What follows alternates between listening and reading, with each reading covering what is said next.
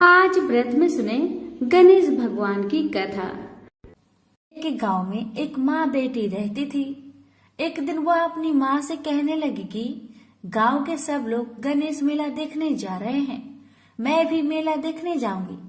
माँ ने कहा कि वहाँ बहुत भीड़ होगी, कहीं तुम गिर जाओगी, तुम्हें चोट लगेगी। लड़की ने माँ की बात नहीं सुनी और गणेश मेला देखने चल पड़ी। माँ ने जाने से पहले बेटी को 2 लड्डू दिए, एक घटी में पानी दिया। माँ ने कहा कि एक लड्डू तो गणेश जी को खिला देना और थोड़ा सा पानी गणेश जी को पिला देना। दूसरा लड्डू तुम खा लेना और बचा हुआ पानी तुम पी लेना। लड़की मेले में चली गई। मेला खत्म होने पर सभी गांव वाले वापस आ गए, लेकिन लड़की वापस नहीं आई। लड़की मेले में गणेश जी के पास बैठ गई और कहने लगी कि एक लड्डू और पानी गणेश जी तुम्हारे लिए और एक लड्डू और बचा पानी मेरे लिए है। इस तरह कहते कहते सारी रात बीत गई। यह देखकर गणेश जी सोच में पड़ गए कि अगर मैंने यह लड्डू और पानी नहीं पिया तो यह बच्ची अपने घर को नहीं जाएगी। यह सोचकर गणेश जी एक लड़के के वेश में आए और उससे एक लड्डू खा लिया और साथ ही थोड़ा पानी भी पी लिया। फिर वह कहने लगे कि मांगो, तुम क्या मांगती हो। लड़की मन में सोचने लगी कि क्या मांगू, अन्न मांगू या धन मांगू, या अपने लिए अच्छा वर मांगू, या खेत मांगू या महल मांगू। वह मन में सोच ही रही थी। गणेश जी ने उसके मन की बात को जानकर उनसे कहने लगे, लड़की, तुमने जो अभी मन में सोचा वो सब कुछ तुम्हें मिलेगा, तुम अपने घर को जाओ। लड़की घर पहुंची तो माँ ने पूछा कि इतनी देर कैसे हो गई। बेटी ने कहा कि आपने जैसा कहा था मैंने वैसा ही किया, और देखते ही देखते जो भी लड़की ने सोचा था वह सब कुछ हो गया। प्रेम से बोलिए गणेश भगवान की जय। कथा इस प्रकार है कि एक बार पथवारी माता, पाल माता और विनायक जी में झगड़ा हो गया। सब वो आपस में अपने आप को श्रेष्ठ बता रहे थे, बड़ा बता रहे थे।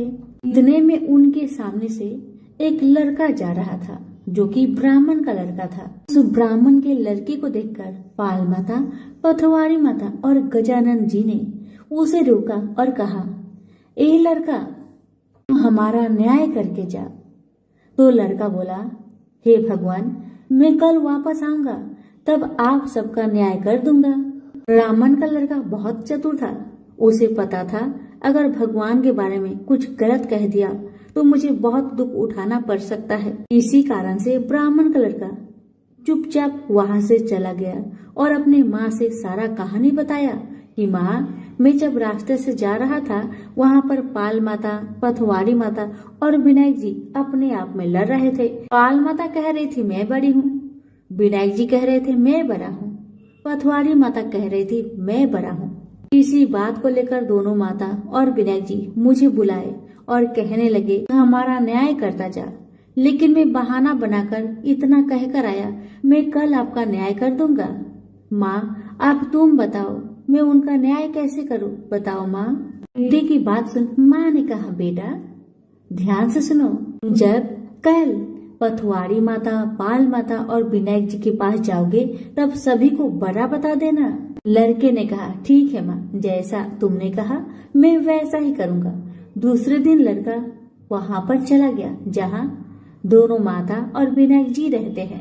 ब्राह्मण का लड़का सबसे पहले पाल माता से बोला, हे पाल माता, आप बड़ी हैं क्योंकि हर व्यक्ति आता है और स्नान ध्यान करके शुद्ध होकर जाता है और आप सबकी रक्षा करती हैं, इसलिए आप बड़ी हैं। तो ब्राह्मण लड़का गया पथवारी माता के पास और कहने लगा, हे माता, आप सबसे बड़ी हैं क्योंकि जितने भी तीर्थ धर्म ध्यान कर ले पर आपकी पूजा किए बिना उनका कार्य पूर्ण नहीं होता। आप जीवित को भी तारती है और मरने के बाद भी उद्धार करती है। ये पथवारी माता पथ की धारणी, इसलिए आप बड़ी है। अब विनायक जी की बारी आया तो लड़का बोला, हे भगवान, सबसे पहले शुभ काम में आपको ही मनाया जाता है, आपको ध्याए बिना कोई काम सिद्ध नहीं होता, इसलिए हे विनायक जी आप बड़े हैं। पाल माता, पथवाड़ी माता और विनायक जी लड़के की चतुराई पर बहुत प्रसन्न हुए और बोले, हे लड़के, तुमने तो हम सबको ही बड़ा कर दिया। हम सब तुमसे बहुत प्रसन्न हैं, इसलिए जा हम तुम्हें आशीर्वाद देते हैं कि तुम सदा सुखी रहो। और उसके साथ ही पथवाड़ी माता, पाल माता और विनायक जी ने जौ के 2-4 दाने उसके अंगोछे में डाल दिया। जौ के दाने को देखकर लड़का सोचने लगा, तो घाटे का सौदा हो गया। मैंने अपना दिन को खराब करके इन देवी देवताओं का न्याय किया और इसके बदले में मुझे कुछ जौ के ही दाने मिले। उदास मन से वह ब्राह्मण का लड़का जौ के दाने को अंगोछे में लपटकर घर जाके एक कोने में डाल दिया। बेटा घर आया तो माँ ने पूछा, बेटा न्याय कर आया, क्या मिला तुम्हें? राजा ने कहा, घर के कोने में अंगोछे में रखा हूँ, जाकर देख लो। जैसे ही वहाँ गई, अंगोछे को उठाई, उसमें से ढेर सारे हीरे मोती का ढेर बरसने लगे। ये देखकर तो माँ अत्यंत प्रसन्न हो गई। माँ ने बेटे को बुलाया और कहा, बेटा आज तो पाल माता, पथवाड़ी माता और विनायक जी आज तो हम पर प्रसन्न हुए हैं। माँ बेटे बहुत प्रसन्न हुए। हे भगवान, हे पाल माता, हे पथवाड़ी माता, हे विनायक जी, ऐसे आपने ब्राह्मण के लड़के को दिए, वैसे सबको देना। कहानी कहने वाले, सुनने वाले, हुक्कार भरने वाले को सुख समृद्धि धन धान्य देना। प्रेम से बोलिए, पाल माता, पथवाड़ी माता, विनायक जी की जय। किसी गांव में एक बूढ़ी माई रहती थी। वह बहुत गरीब थी और आंखों से अंधी भी थी। उसका एक बेटा और बहू थी। वह बुढ़िया सदैव गणेश महाराज की पूजा किया करती थी। एक दिन गणेश भगवान उसकी श्रद्धा भक्ति को देखकर बहुत प्रसन्न हुए। गणेश भगवान ने सोचा, ये बुढ़िया माई तो आंखों से अंधी है, फिर भी मेरी पूजा पाठ कितना श्रद्धा के साथ करती है, इसलिए मुझे इसके लिए कुछ करना चाहिए। इतना ही सोचकर गणेश जी उस बुढ़िया माई के सामने प्रकट होकर बोले, बुढ़िया माई, तू जो चाहे सो मुझसे मांग ले, मैं तुझसे बहुत प्रसन्न हूँ। बुढ़िया माई हाथ जोड़कर गणेश महाराज से बोली, हे भगवान, मुझे तो कुछ मांगना ही नहीं आता, तो मैं कैसे मांगू और क्या मांगू, आप ही मुझे बताए। बूढ़ी माई की बातें सुन गणेश महाराज कहने लगे, माई तू अपने बेटे बहू से पूछकर कुछ मांग लेना। तब बूढ़ी माई ने अपने बेटे से कहा, बेटा गणेश जी कहते हैं कि तू कुछ मांग ले, तो तुम बताओ बेटा मैं क्या मांगू। बेटा ने कहा, माँ तुम ढेर सारा धन दौलत मांग ले। बहू से पूछा तो बहू ने कहा कि आप नाती मांग लीजिए माँ जी।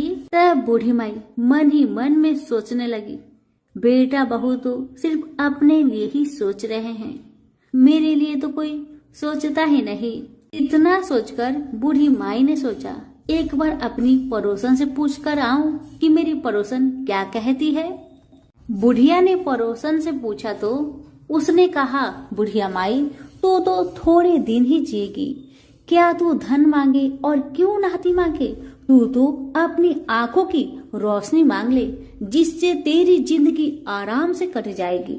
बेटा बहू और पड़ोसन का राय लेकर बुढ़िया माई गणेश महाराज के पास आई और बोली, हे गणेश महाराज, यदि आप मुझ पर प्रसन्न है तो मुझे 9 करोड़ की माया दे, निरोगी काया दे, अमर सुहाग दे, आंखों की रोशनी दे, नाती दे, पोता दे और सब परिवार को सुख दे और अंत में मोक्ष दे।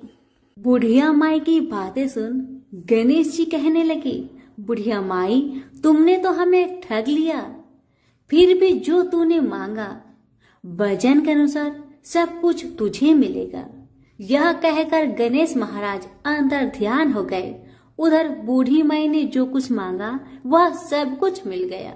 गणेश जी महाराज, जैसे आपने उस बुढ़िया माँ को सब कुछ दिया वैसे ही सबको देना। कहानी कहने वाले, सुनने वाले, हुक्कारे भरने वाले सभी के परिवार पर अपनी कृपा सदा बनाए रखना। सभी मिलकर बोलिए गणेश भगवान की जय हो, विनायक महाराज की जय हो। एक समय की बात है, एक भाई बहन रहते थे। बहन का नियम था कि वह अपने भाई का चेहरा देखे ही खाना खाती थी। हर रोज सुबह उठती थी और जल्दी जल्दी घर का सारा काम काज करके अपने भाई का मुख देखने के लिए उसके घर से निकल जाती। एक दिन रास्ते में एक पीपल पेड़ के नीचे गणेश जी की मूर्ति रखी हुई थी। उसने भगवान के सामने हाथ जोड़कर कहा कि मेरे जैसा अमर सुहाग और मेरे जैसा अमर पिहर सबको दीजिए। यह कहकर वह आगे बढ़ जाया करती थी। हर दिन का उसका यही नियम था। जंगल के झाड़ियों के कांटे उसके पैरों में चुभा करते थे। एक दिन बहन भाई के घर पहुंची और भाई का मुख देखकर बैठ गई तो भाभी ने पूछा, पैरों में क्या हो गया है ननद जी? यह सुनकर उसने भाभी को जवाब दिया कि रास्ते में जंगल की झाड़ियों से गिरे हुए कांटे मेरे पाँव में चुभ जाते हैं। जब वह वापस अपने घर आ गई तब भाभी ने अपने पति से कहा कि रास्ते को साफ करवा दो। हमारी ननद यानी कि आपकी बहन झाड़ियों के रास्ते से आती है तो उसके पाँव में बहुत सारे कांटे चुभ जाते हैं। पत्नी की इतना बात सुनते ही भाई तुरंत उठा और हाथों में कुल्हाड़ी लेकर सारी झाड़ियों को काटकर रास्ता साफ कर दिया और इसी कारण से गणेश जी का स्थान भी वहां से हट गया। यह देखकर भगवान गुस्सा हो गए और उसके भाई के प्राण को हर लिए। लोग अंतिम संस्कार के लिए जब भाई को ले जा रहे थे तब उसकी भाभी रोती हुई लोगों से कही, थोड़ी देर रुक जाओ, उसकी बहन आने वाली है। वह अपने भाई का मुख देखे बिना नहीं रह सकती। उसका यह हर दिन का नियम है। तब लोगों ने कहा, आज तो देख लेगी पर कल कैसे देखेगी? रोज के दिन की तरह बहन अपने भाई का मुख देखने के लिए जंगल में निकल दी।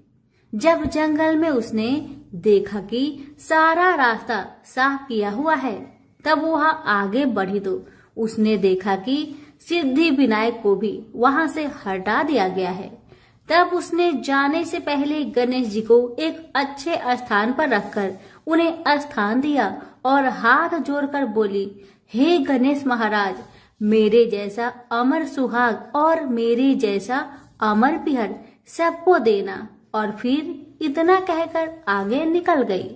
लड़की की बात सुनकर भगवान गणेश सोच में पड़ गए, अगर मैं इसका नहीं सुना तो मुझे कौन मानेगा, हमें कौन पूजेगा? तब सिद्धि विनायक ने उसे पीछे से आवाज दिया कि बेटी, इस खेजड़ी की 7 पत्तियां ले जा और उसे कच्चे दूध में घोलकर भाई के ऊपर छींटा मार देना, वह उठकर बैठ जाएगा। यह सुनकर जब बहन पीछे मुड़ी तो उसने देखा कि वहां तो कोई नहीं है, लेकिन फिर भी उसके दिल से आवाज आई, जो मैंने सुना वैसे ही करती हूँ, देखा जाए क्या होता है। इतना सोचकर वह 7 खेजड़ी की पत्तियां लेकर अपने भाई के घर पहुंची। उसने देखा वहां कई लोग बैठे हुए हैं। भाभी बैठी रो रही है और पास में ही भाई का लाश रखा हुआ है। उसे रास्ते में जो आवाज सुनाई दी थी वही बात याद आई और उसने वैसा ही किया जैसे उसने सुना था। उसने खेजड़ी की 7 पत्तियों को बताए हुए नियम के तहत भाई के ऊपर इस्तेमाल किया। तब उसका भाई उठकर बैठ गया। भाई बोला बहन से, मुझे तो बहुत ही गहरी नींद आ गई थी। तब बहन बोली, यह नींद किसी दुश्मन को भी ना आए, और उसने सारी बात अपने भाई को बता दी। हे गणेश महाराज, जैसे आपने उस बहन की सुनी वैसे ही कहानी कहने वाले, हुक्कारे भरने वाले सभी की परिवार की सुनना और सभी के परिवार की रक्षा करना। सभी प्रेम से बोलिए गणेश महाराज की जय हो। बहुत समय पहले की बात है। एक गांव में 7 भाई और एक बहन रहा करती थी। वो सब कुछ सुनती, पर जैसे ही विनायक जी का नाम आता तो घगरा झटका कर चली जाती। हर रोज उसका यही आदत था, जब भी गणेश महाराज का नाम आता तो घाघरा झटका कर चली जाती। एक दिन उस लड़की की इस आदत पर विनायक जी बहुत नाराज हुए और गणेश महाराज उस बहन को भयभीत करने लगे। डर के मारे बहन का तो बुरा हाल हो गया, बेचारी सूखने लगी। अपनी बहन को सूखता देख सातों भाइयों ने आकर पूछा, बहन क्या बात है, तुम इतनी दुखी क्यों हो, मुझे बताओ।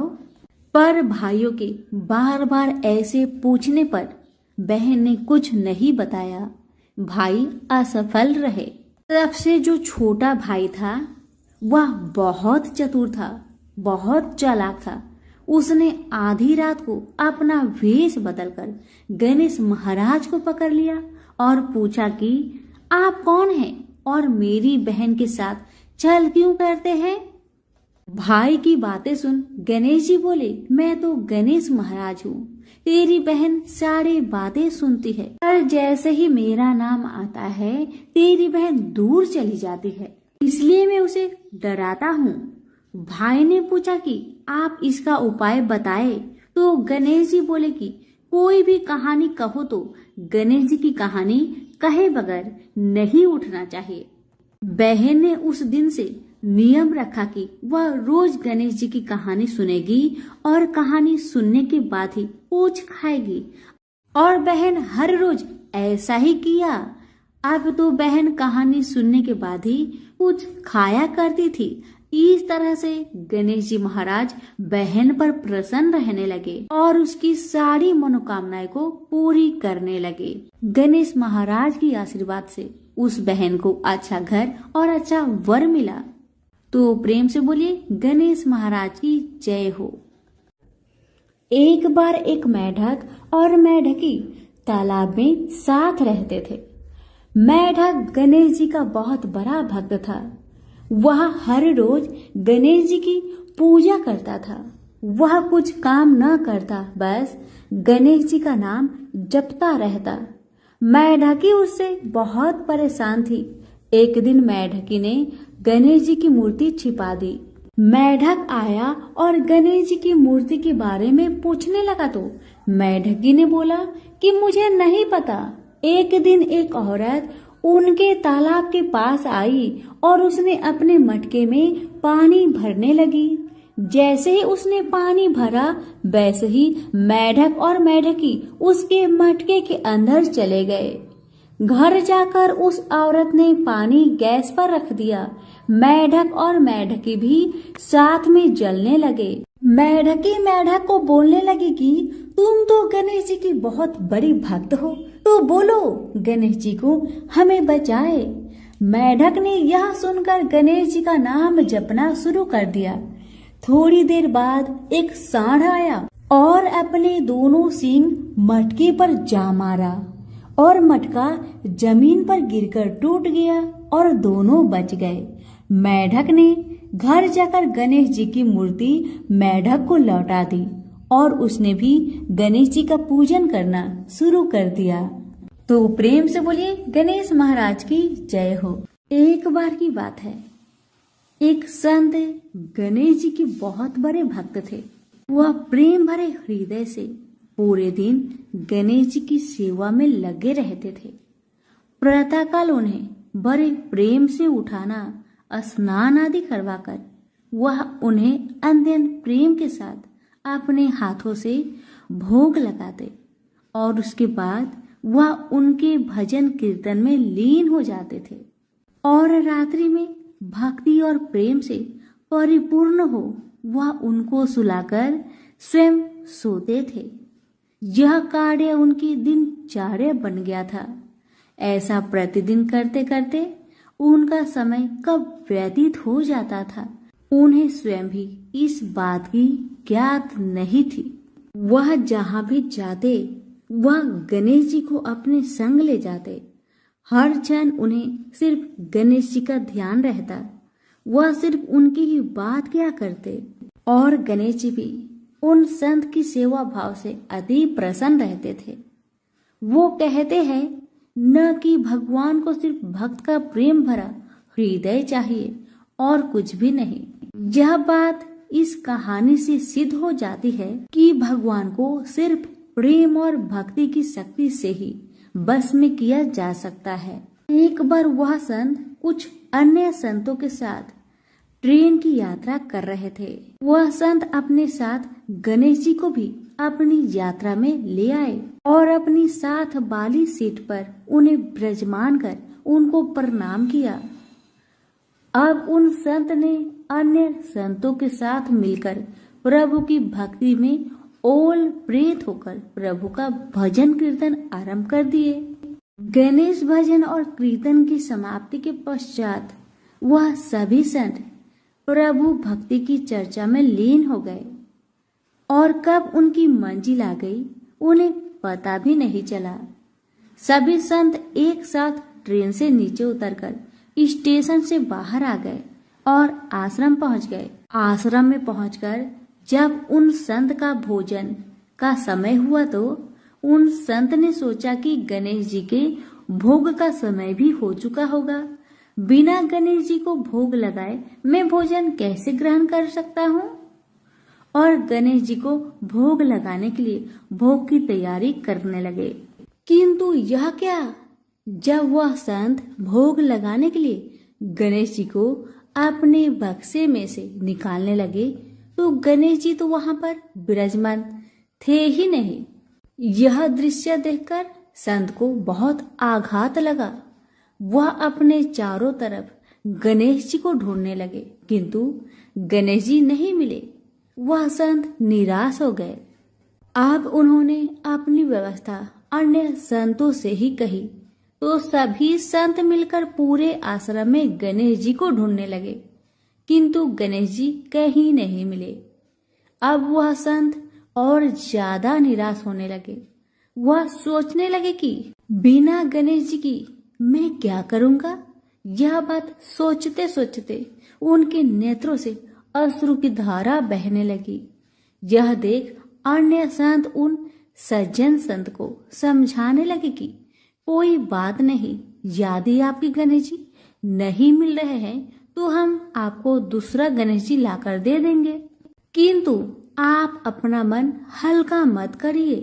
किंतु वह संत नहीं माने। वह लगातार रोए जा रहे थे और यही कह रहे थे कि मुझे तो अपनी वही गणेश जी चाहिए जिनसे मैं रोज प्यार दुलार करता था। उनके अलावा अन्य कोई नहीं चाहिए। उन्होंने अन्न और जल भी ग्रहण नहीं किया। ऐसा करते करते 4-5 घंटे बीत गए। इधर गणेश जी कहीं नहीं मिल रहे थे और उधर संत जी की तबीयत रो रो कर खराब होती जा रही थी। फिर अचानक एकाएक उन्हें याद आया कि आखिरी बार उन्होंने गणेश जी को ट्रेन में बैठाया था और प्रभु भक्ति की चर्चा में लीन हो वो कब बगैर गणेश जी को लिए आश्रम पहुंच गए उन्हें पता ही नहीं चला। यह बात सुनते ही समस्त संतों ने उस सज्जन संत से कहा कि अब तो 4-5 घंटे बीत गए, वह ट्रेन बहुत दूर चली गई होगी। यह बात सुनकर सज्जन संत ने अन्य सभी संतों से कहा कि मुझसे गलती हो गई कि मैं बगैर अपने गणेश जी को लिए ट्रेन से उतरकर आश्रम पहुंच आया, किंतु मेरे गणेश जी मुझे छोड़कर कहीं नहीं जाएंगे। मुझे पूर्ण विश्वास है कि गणेश जी मेरी वहीं पर प्रतीक्षा कर रहे होंगे। एक भक्त का अपने प्रभु के प्रति ऐसा आत्मविश्वास देखकर वहां उपस्थित सभी संत उन सज्जन संत को साथ लेकर स्टेशन की ओर चल दिए। स्टेशन पहुंचकर संतों ने स्टेशन मास्टर को अपनी सारी कहानी सुनाई। यह बात सुनकर स्टेशन मास्टर ने संतों से कहा कि एक ट्रेन पिछले 4-5 घंटे से स्टेशन पर ही खड़ी है। हम सभी बहुत परेशान हैं कि बिना किसी तकनीकी समस्या के वह ट्रेन आगे क्यों नहीं बढ़ रही है। स्टेशन मास्टर की इन बातों को सुनकर संतों को समझने में तनिक भी देर ना लगी कि यह सब तो उस लीलाधर की है। ये तो गणेश महाराज की ही लीला है। और वह मुस्कुराते हुए अपने ठाकुर को लेने चल दिए। ट्रेन की बोगी में पहुंचकर जब उन संत ने ठाकुर जी को देखा तो ऐसा लगा मानो जैसे वह एक बच्चे की भांति बैठकर अपने पिता का इंतजार कर रहा हो कि कब उसके पिता आएंगे और उसे ले जाएंगे। तब उन संतों ने गणेश जी को प्रणाम कर और क्षमा याचना करते हुए गणेश जी को ट्रेन से नीचे उतार ले गए। अंत में यह दृश्य देखकर सभी हैरान रह गए। जब वह संत अपने गणेश जी को लेकर जैसे ही ट्रेन से नीचे उतरे वैसे ही वह ट्रेन भी चल दी, जो बिना किसी तकनीकी समस्या के स्टेशन पर पिछले 4-5 घंटे से खड़ी थी। वहां खड़े सभी स्वजन पुरुषों ने भक्ति की शक्ति का यह दृश्य देखकर सभी ने गणेश जी के चरणों में सत सत प्रणाम किया और आश्रम की ओर चल दिए। सभी प्रेम से बोले, गणेश महाराज की जय हो।